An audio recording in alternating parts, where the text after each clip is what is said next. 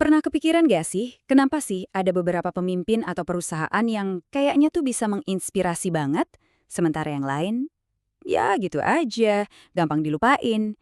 Nah, ternyata jawabannya tuh dimulai dari satu pertanyaan yang kelihatannya simpel banget. Oke, buat ngebahas ini, kita coba mundur sedikit ya, ke awal abad ke-20. Waktu itu lagi ada persaingan sengit banget buat menaklukkan langit. Jadi, di satu sisi, kita punya Samuel Pierpont Langley. Wah, ini bintangnya pada masa itu. Dananya besar, timnya isinya orang-orang hebat semua.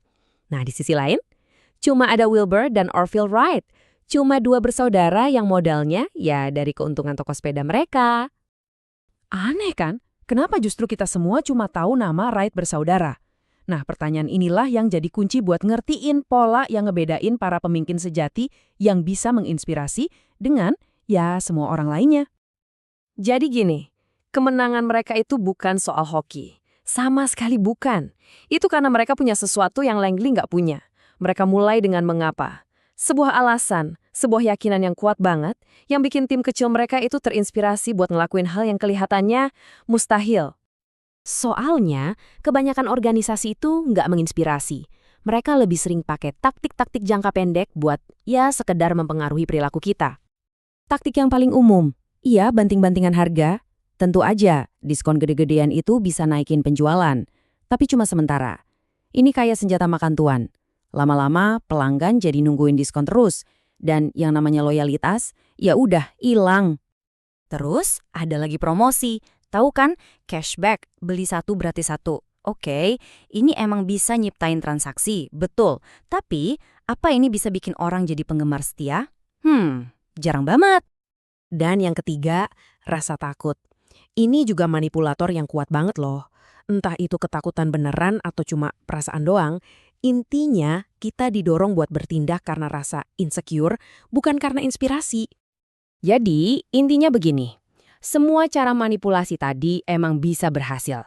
Tapi biayanya mahal, bikin stres, dan yang paling penting, nggak akan pernah bisa ngebangun loyalitas yang tulus. Nah, untungnya ada cara lain. Oke, jadi apa alternatifnya? Jawabannya ada di sebuah ide yang kelihatannya simpel, tapi dampaknya luar biasa. Namanya lingkaran emas. Lingkaran emas ini anggap aja kayak sebuah peta. Peta yang nunjukin gimana sih cara para pemimpin hebat itu berpikir, bertindak, dan berkomunikasi. Dan kuncinya satu, mereka selalu mulai dari dalam, baru keluar. Ada 3 lapisan di sini. Yang paling luar itu apa? Ini soal produk atau jasa yang dijual. Terus di tengah ada bagaimana, cara unik mereka melakukannya. Dan di paling inti yang paling penting adalah mengapa, alasannya, tujuannya, keyakinannya. Nah, kebanyakan dari kita itu komunikasinya dari luar ke dalam, dari apa ke mengapa. Tapi para pemimpin yang inspiratif, mereka melakukan kebalikannya. Contohnya gini nih, pesan marketing yang biasa kita dengar, dimulai dari luar ke dalam.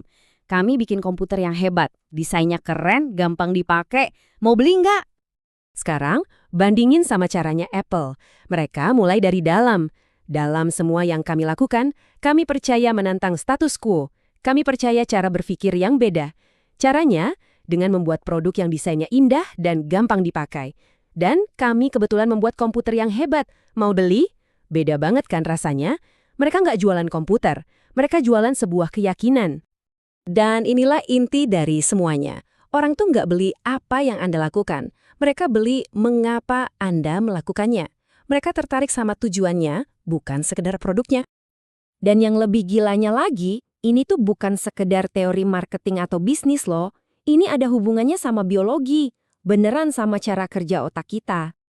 Coba lihat deh, lingkaran emas ini ternyata pas banget sama struktur otak kita.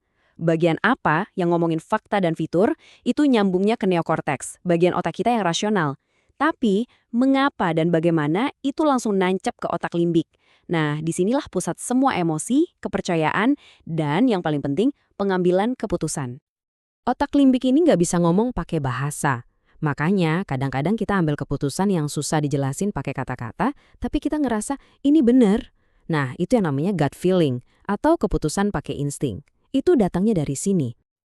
Oke, jadi kita udah tahu kalau ngomongin mengapa itu kuncinya. Pertanyaannya sekarang, gimana caranya nyebarin ide atau gagasan ini ke banyak orang? Nah, disinilah hukum difusi inovasi berperan. Ternyata, kalau mau ide kita diterima pasar secara luas, kita nggak bisa langsung sasar semua orang. Kita harus fokus dulu ke 15-18% pertama, para inovator dan pengadopsi awal. Kenapa? Karena merekalah orang-orang yang beli bukan karena produknya, tapi karena mereka percaya sama mengapa kita.